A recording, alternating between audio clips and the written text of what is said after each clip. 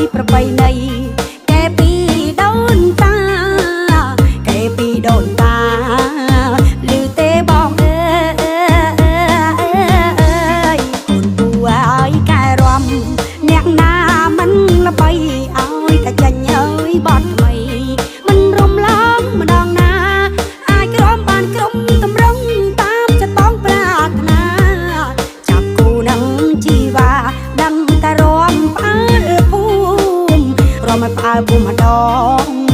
តាំងរំបងអើ